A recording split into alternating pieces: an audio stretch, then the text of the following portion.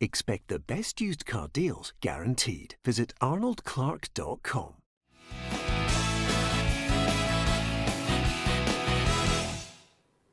Welcome to Peter and Ruffy's football show on this Thursday evening. I'm Peter Martin. Thank you very much for tuning into the programme. Alan Ruff and Gordon Smith are my guests in the studio, and here's what's on the agenda tonight.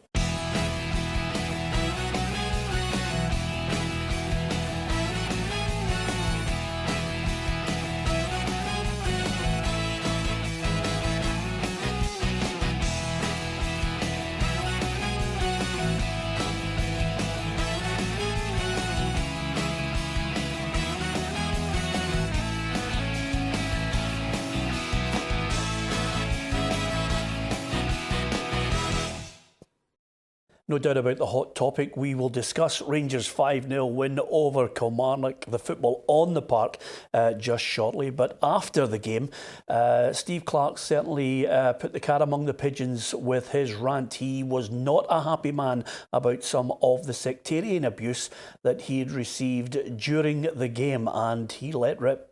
It's lovely. It's nice being back in the west of Scotland, eh? Really nice.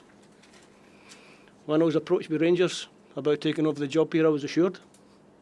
Now we don't have that in the west of Scotland anymore. It's gone. Yeah, they can call me a bastard. No problem, thanks guys. No problem. But they call me a Fenian bastard. Come on. We're living in the dark ages. They're not allowed to call my assistant a black bee. Yeah, but they can call me a Fenian bastard. That's correct? Is that correct? What are we doing in Scotland? You know, I wake up every morning.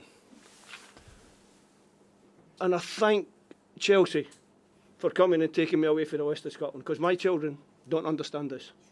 They don't have anything to do with this. My children have nothing to do with it. They don't understand.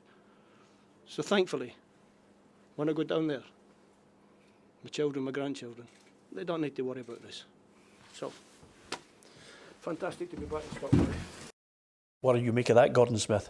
Well, he certainly wasn't happy. I mean, a lot to do with it might have been obviously the fact that they did lose the game, and he's talking about incidents that happened too. But the fact is, he is correct in the respect that, you know, you don't want to see sectarianism. I mean, already that's twice in the space of a few days. It happened to Chris Boyd. Was partial to he had to suffer it at Rugby Park on Sunday, and then, you know, Steve Clarke's got it last night. So I think that from that point of view, that it's bringing it to attention that, you know, that's something that has to stop in our game. I don't know how we actually tackle it. I mean, I think, you know, you've got to try and look for a solution on this, whether it's penalties to the clubs who have to take responsibility for the conduct of their fans. There's a wider issue in society, Ruffy, that needs to be addressed as well, I think. For me, it's a society thing. You know, there are people out there, it doesn't matter what you say to them or what you do, they will not change. It's just the way they've been brought up. It's in their makeup, and to punish them is even harder. I think we brought out legislation, did we not? And then we dropped it. You know, it went through the Parliament, and they decided to no punishment for people like that. Yeah, but just slightly different though, on the basis that this was a government law that actually was targeted towards the football fans, whereas there's legislation in place which gives police the powers to address sectarianism, sectarian abuse. I think there was, you know, the legalities and the difference between this law and how it was actually being used was something that I think left a lot of people who follow football aggrieved. There are still measures in place that the police have to take. I think a lot of people want the police to get more involved in this. Certainly the football authorities are keen to have a chat with the government, the police authorities, and of course get everyone around the table and try and look for a way forward to resolve this poison, which I think is, well, not just the west of Scotland, but certainly we've got the biggest problem, I think, in the area where all three of us live. Here are the statements that have been released. It's been a hectic day. Rangers, first of all, on the back of Steve Clarke and his anger at the abuse he received. He says Rangers Football Club wishes to make it clear unacceptable behaviour will not be tolerated at Ibrox. Everything possible will continue to be done to eradicate this kind of behaviour. Off the back of that, Kilmarnock then released this. The board's position is that they and everyone at the club is fully behind Steve in condemning sectarianism in all its forms. There is no place for sectarianism in football or society. We are an inclusive family club who celebrate the diversity of our staff, players and supporters. And then off the back of that, the SFA condemns in the strongest possible terms the spate of incidents this season involving unacceptable conduct in Scottish football. This season we've witnessed match officials and players hit by coins, sectarian singing at matches and abusive and threatening behaviour towards match officials, players, managers and coaching staff. This behaviour is completely unacceptable and simply has no place in football or indeed Scottish society. Football has a responsibility to take action. We must do all we can under our current rules and engage with clubs to seek to eradicate such behaviour.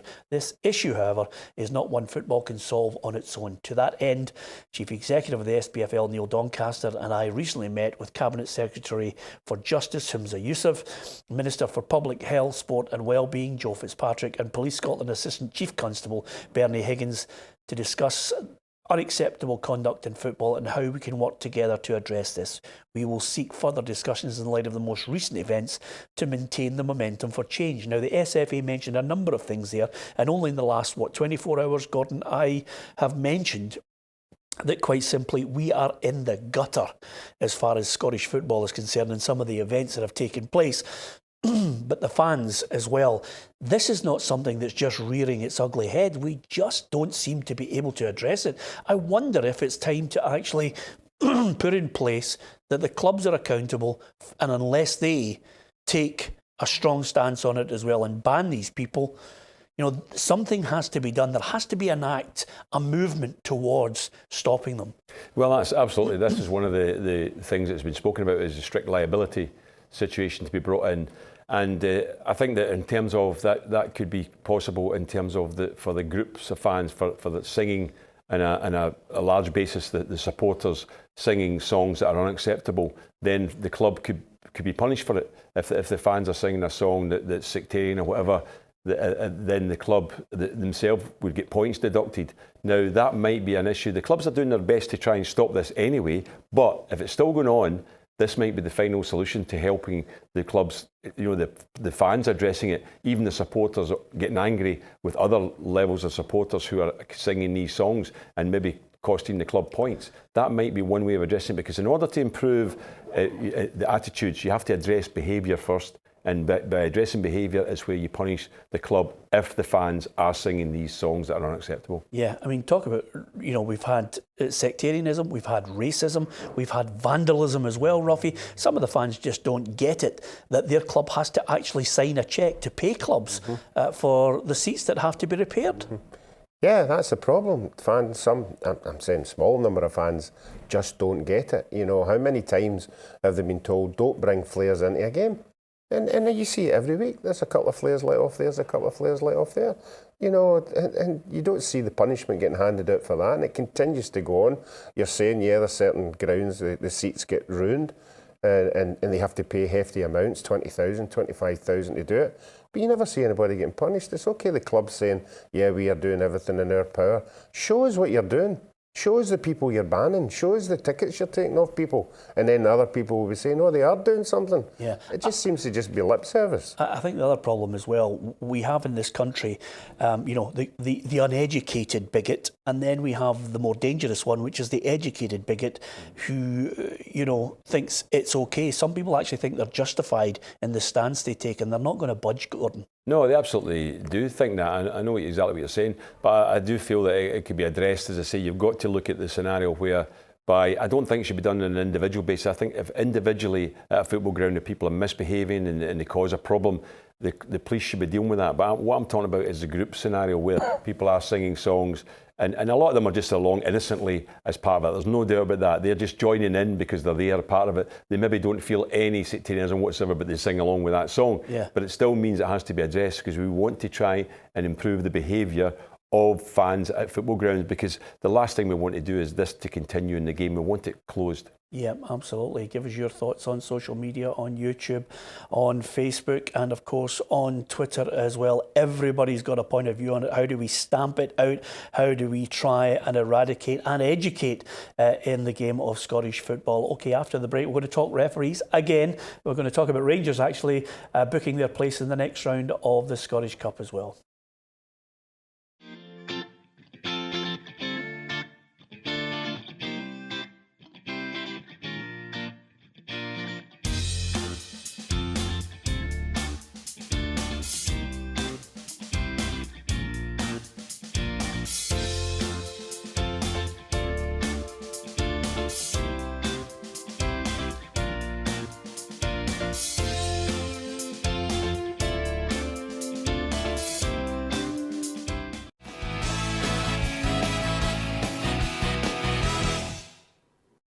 Welcome back to Peter Murphy's Football Show. Well, after the toxic nature of the first part of the programme, we now deal with events at Ibrox on the pitch as well. It was Rangers 5, Kilmarnock 0, and fresh off the back of Steve Clarke attacking the sectarian issue, he also had something to say about the defeat and the refereeing performance.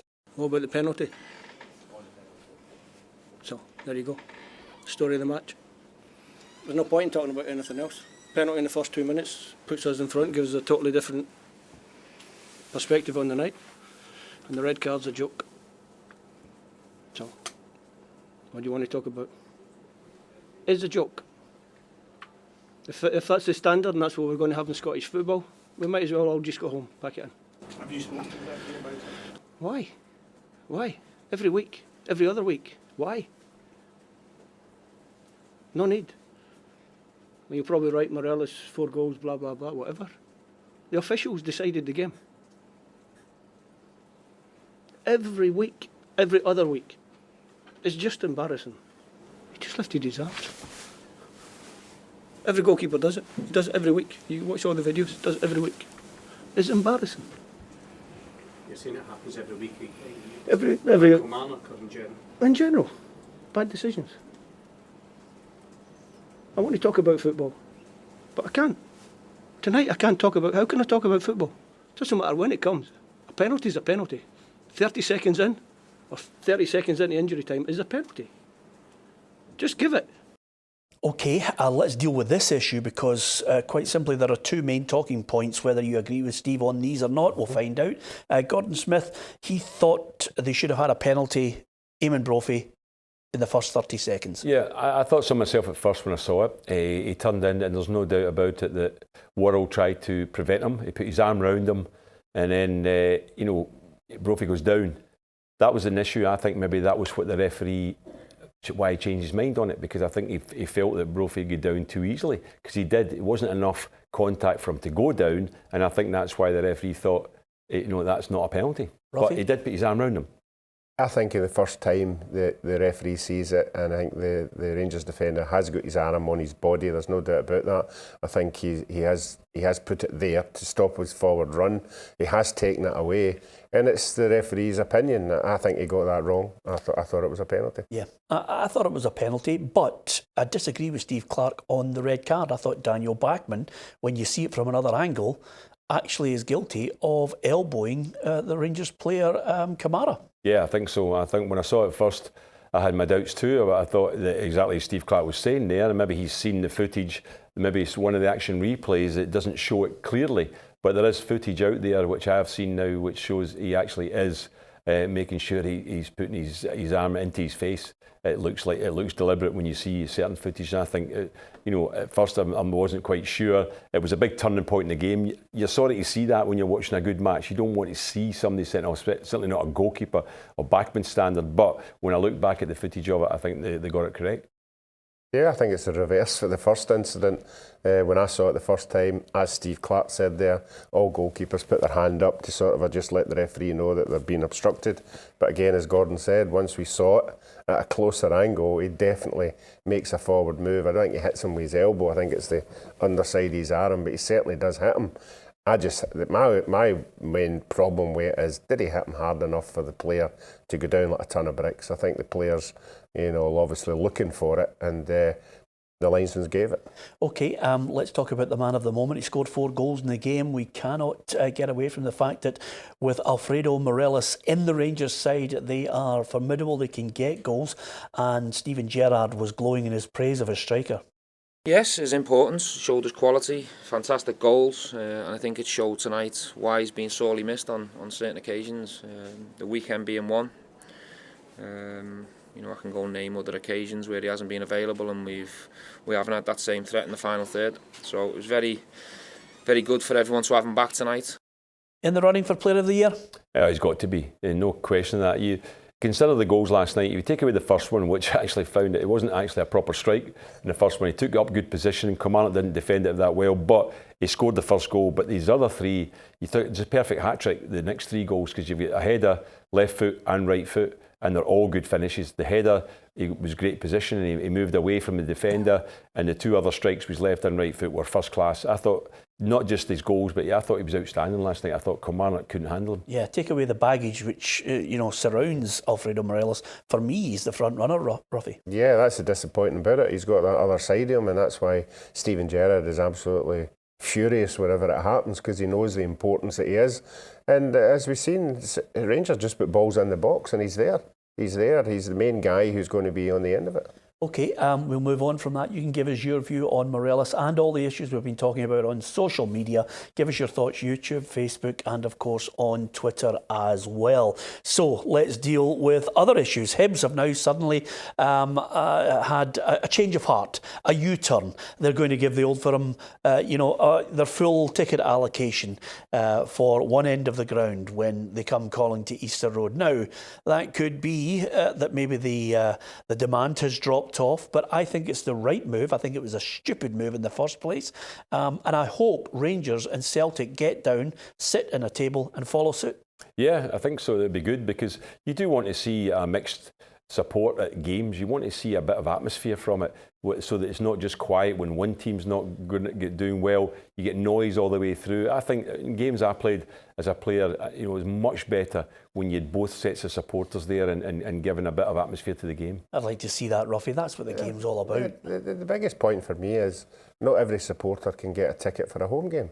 So you've got a better chance of getting a ticket for an away game. And if you stop the guys who are really looking forward to the away game getting tickets, then you're just spoiling it. Yeah, absolutely. OK, now with Rangers winning against Kilmarnock, they'll now face Aberdeen up at Pittodrie. Great news. It wasn't exactly earth-shattering, because I think Lewis Ferguson's dad had revealed a week ahead of time that he was going to sign this new extension. But I think it's great that we've got such a young, hot prospect, Ruffy, who's decided to commit to Aberdeen and extend his stay. Yeah, I think Aberdeen have been hit far too many times with players going down to the Championship. I'm sure the Aberdeen supporters will be eagerly waiting, and Shinnie as well, making a decision what he's going to be doing. But to have a young player like that committing themselves, it can be only good for the rest of the team. It's great to see how he's developed, though. He has come from Hamilton, and obviously he came in there at first and people were saying, well, he won't be a first choice, but he is now. I mean, he's certainly, what he's got to offer in terms of strength, power, he can score goals. I think that Derek McInnes would be very keen to get him on this contract, and they'll be delighted to do it. Yeah, Aberdeen, here's how they shape up in this new quarter-final draw then for the Scottish Cup, because it's Aberdeen against Rangers on the Sunday, and it's Hibs against Celtic, Dundee United against Inverness, and Partick Thistle against Hearts. Incidentally, Aberdeen have released information that Rangers fans will only getting 10% of the allocation. They should get 20%, but I think they've been backed on the fact that there are safety concerns over segregation on this. You honestly couldn't make it up, Ruffy, could you? No, unfortunately, that tie up there particularly seems to be something that the police keep their eye on, and there's been far too many things happening that obviously it's possibly the sensiblest thing to do. But can I just say, for the first time ever, having always complained about stupid kick-off times, 7:05 on a Saturday and a Monday night for our game is ridiculous. It's 7:05 kick-off, isn't it? Yeah, you're not happy with it? No, I'm sure the Hearts fans. Would you prefer 7 o'clock? No, I'm saying the Hearts fans. No, I'm talking about Hearts fans. Yeah. I've heard, we've always been on the show talking about Aberdeen supporters coming in for this kick-off and that. I can see now why these supporters have to make a specific time. It's ridiculous. Okay, couple of things to finish with. The draw for Euro 2021 for the women's game has been made, and Scotland have been drawn with Finland, Portugal, Albania and Cyprus. Nice wee little cameo there, because Anna Senior is in charge of Finland. She'll be against the club she used to, well, the country used to manage, I beg your pardon. Yeah, she did a great job for Scottish football. The women's football here owes her a great gratitude in terms of what she did. So I'm no doubt about it, she'll have Finland playing very well and she'll be very keen to beat us. But so that's an interesting one. But I think that, you know, the way Scotland are playing just now, we must be considered favourites for that group. Yeah, absolutely. And of course, Anna Senior will know all the players only too well. Okay, last point, I'm going to give Ruffy the chance to smile heartily, laugh heartily as well, I beg your pardon. Schalke 2, Man City 3, which was a great game, but I decided to watch Atletico against Juventus. Ruffy, it was 2-0. It should have been 3-0. It should have been 3, possibly 4, but I'm not going to get carried away. I get carried away one year with Paris Saint-Germain going to, was it Real Madrid? Yeah, I remember that. Was it 5 or 6-0 or something like that? So no, I'm keeping my feet firmly on the ground.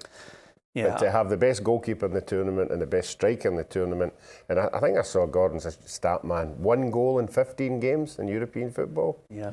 Okay. Well, last word to Ruffy. He's a happy man at the moment, but Juventus with Ronaldo, anything can happen. Thanks for watching the programme. From Ruffy, Gordon, myself, good night.